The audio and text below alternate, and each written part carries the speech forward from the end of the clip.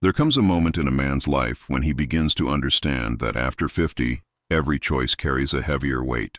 It's not time that destroys a man. It's the relationships that drain his strength, steal his peace, and slowly break the core of who he is. What weakens him is not the passing of years, but the quiet erosion of his spirit by the wrong company, by bonds that demand more than they give. Yet there is a turning point, subtle but absolute, when he learns the value of silence, calm, and freedom. It's the moment when he realizes that sometimes the most intelligent decision a man can make is not to enter another relationship at all. After 50, everything begins to shift beneath the surface. The motivations that once pushed him no longer have the same pull. What once felt vital now feels distant, almost irrelevant. He starts to see how much of his life was spent seeking validation from the world, from women, from his work, even from himself. He ran after recognition, believing that admiration would bring peace. But when he finally pauses and looks back, he sees that all the applause, all the efforts to prove his worth, never gave him the quiet heed for. This is the silent turning point, the moment when strength stops being measured by conquest and begins to live in tranquility. The psychologist Carl Jung once said that the second half of life is the time of individuation, when a man must integrate who he truly is with what the world expects him to be. But that process often feels like a crisis. Many men mistake solitude for emptiness, yet there's a profound difference between being alone and being at peace. Chosen solitude is freedom. It's the sacred space where a man starts to hear himself again, to think, to rebuild, to understand what truly matters without the noise of having to impress anyone. After 50, the body speaks, time whispers, and finally the mind falls silent. He discovers that real wealth is not about having more, but needing less. It's in this understanding that he begins to free himself from one of the greatest prisons of the modern world, the need to be in a relationship to feel complete. It's not that love loses its meaning, it simply stops being the center of life. The mature man realizes he can love without losing himself, and he can be alone without feeling diminished. That is emotional maturity. When silence becomes more valuable than validation, when peace is more seductive than passion. But most men are not prepared for this shift. Society never taught them how to handle it. Since childhood, they've been trained to chase. Chase women, chase success, chase approval. After decades of running, they finally reach a place that no longer makes sense. Exhausted but unsure how to stop. And then at last, a choice appears. Continue running or begin walking with purpose. Choosing to walk requires courage. The world will tell him he's wrong for no longer wanting to compete. But it's precisely here that real manhood begins. The point where he chooses peace over conflict, focus over distraction. This new vision of life transforms everything. He realizes he no longer has to prove anything. He doesn't need to be desired to feel alive or accepted to feel whole. He starts to choose differently, the people he allows near, the environments he steps into, and above all, the relationships he invests in. Through this quiet filter, a new form of strength emerges, the power of saying no. Saying no to what consumes, no to what drains, no to what disturbs his calm. Saying no to the wrong woman, the wrong job, the lifestyle that inflates the ego but empties the soul. That simple word, no, becomes the sharpest tool of the second half of life. But this awakening comes with a cost. From this point onward, a man must understand that the wrong relationship can be devastating, not only emotionally, but physically, psychologically, and spiritually. Time is too precious to waste on what robs vitality. Research from the Harvard Study of Adult Development, the longest-running study on human happiness and health, revealed something both simple and brutal. Bad relationships make people sick. Constant conflict raises stress hormones, weakens the immune system, and accelerates aging. The Gottman Institute, a global authority on relationship psychology, found that couples who live in ongoing tension show higher levels of inflammation in the body, literally aging themselves from the inside out. In other words, the wrong partner doesn't just take your peace, she takes your years. Many men fail to recognize this because they've normalized emotional exhaustion. They think it's just part of life to argue constantly, to walk on eggshells, to feel perpetually blamed or criticized. But that environment is poison for the male psyche. A man who lives in constant emotional alert enters a silent state of burnout. He grows quieter, retreats from life, loses enthusiasm for the things that once inspired him. When his inner flame fades, he doesn't just weaken physically, his spirit begins to dim. Carl Jung once said, "What you resist persists." And that is exactly what happens when a man insists on staying in a relationship where admiration has died, leaving only tension and habit. The emotional wear accumulates until the body starts to protest. Blood pressure rises, sleep disappears, desire fades, mood collapses.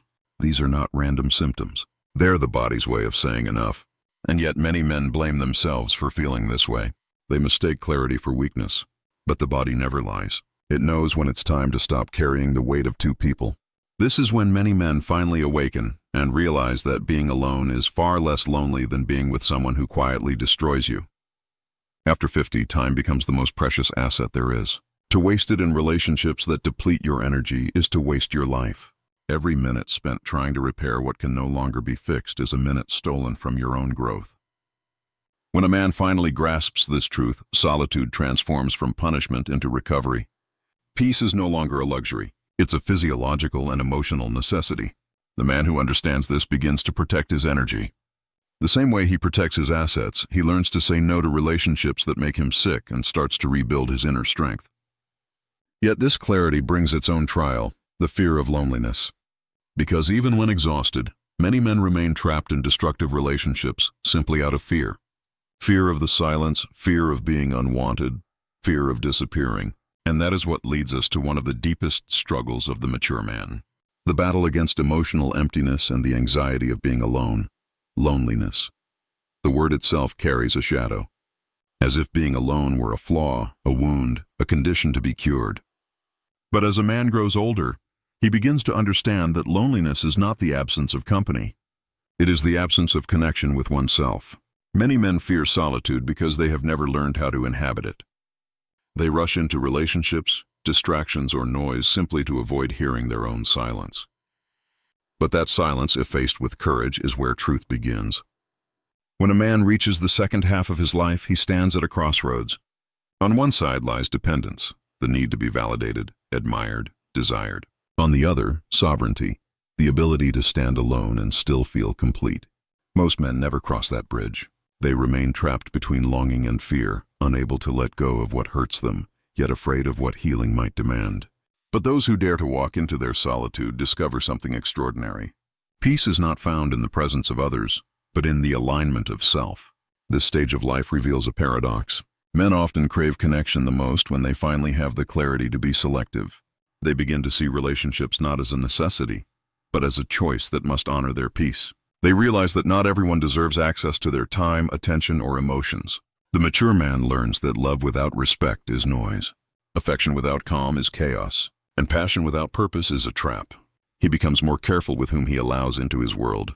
Not because he's bitter, but because he finally understands the cost of peace. A man who has rebuilt himself will not trade his silence for drama.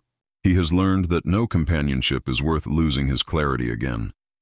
He doesn't chase attention anymore. He observes energy. He listens more than he speaks. He prefers depth over excitement, loyalty over intensity, understanding over charm. There's something quietly powerful about a man who no longer seeks to be understood by everyone. His mystery is not an act. It's a natural result of inner balance. The calm that once seemed unattainable now radiates from him effortlessly. People may call it detachment, but it's not. It's discernment. He no longer needs to explain himself or justify his boundaries. He simply lives by them. But this transformation doesn't come easily. Often it is preceded by heartbreak, betrayal, or the slow realization that love alone cannot sustain peace. Many men discover that emotional dependency disguised as devotion is what keeps them weak. They gave everything, time, effort, attention, expecting reciprocity that never arrived. And so they learned the hard way that some connections exist only to teach detachment. There comes a moment when he stops blaming others and starts understanding the patterns that led him there. He begins to see that every failed relationship was not a mistake, but a lesson in boundaries. Each heartbreak stripped away an illusion until only truth remained. He realizes that sometimes the most loving thing a man can do for himself and for others is to walk away with dignity. Freedom begins exactly there in the moment he stops trying to control outcomes. He no longer forces what doesn't flow. He stops explaining what should already be clear. His energy becomes selective, his time sacred, his words rare. He stops chasing people and starts attracting peace. This is not arrogance, it's evolution. Yet, when a man reaches this state of centered calm, something strange begins to happen.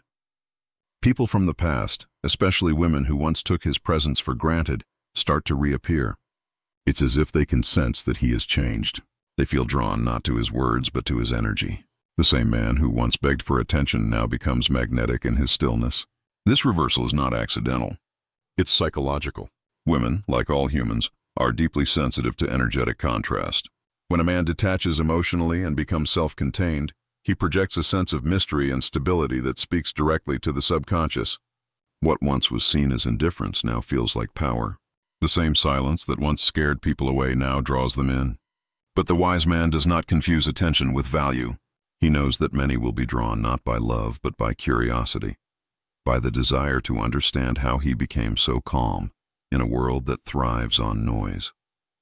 And he guards that calm with quiet strength. He knows that peace once achieved must be defended from those who feed on chaos. It's at this stage that a man understands what Stoic philosophy meant by the idea that he who conquers himself is mightier than he who conquers a city. Real power is not control over others. It's control over one's own reactions.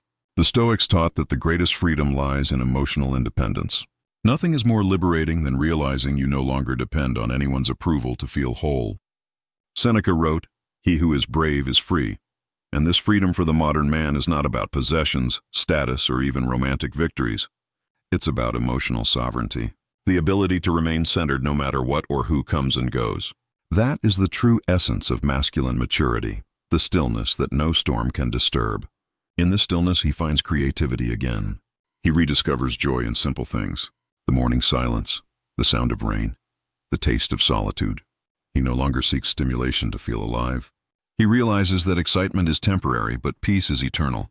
And with that awareness, he begins to live differently. Every choice, every action, every conversation becomes intentional. He stops reacting and starts responding. People may not understand this version of him. They might call him distant or detached. But the truth is, he's just finally comfortable with himself. He no longer needs to fill the silence with noise. He no longer apologizes for his priorities. He finally understands that not everyone is meant to walk beside him. And that's not tragedy. It's alignment. As the years continue, this clarity becomes his compass. The man who once feared being alone now guards his solitude like a sanctuary. He no longer seeks love from need, but from overflow. And when he does choose to love again, it's not from emptiness. It's from abundance. He gives without losing because he knows how to return to himself. In the end, the true measure of a man is not how many people he pleases, but how deeply he honors his peace.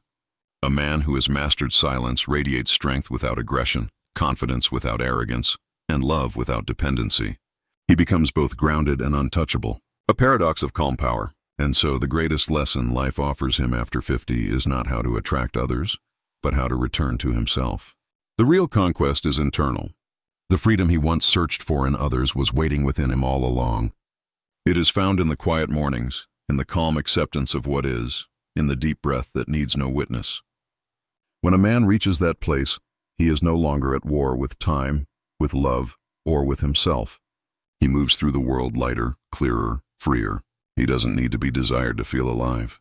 He doesn't need to be admired to feel worthy. He simply is.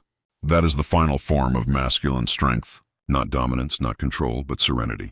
The kind of power that speaks softly, yet transforms everything it touches. And if there is one truth he carries forward from this awakening, it is this: peace is the highest form of success. So if you've reached that moment in your life, if you've begun to sense that silence calling, that pull towards solitude, don't resist it. Listen, there's wisdom in the quiet. There's healing in the stillness. It's not the end of anything. It's the beginning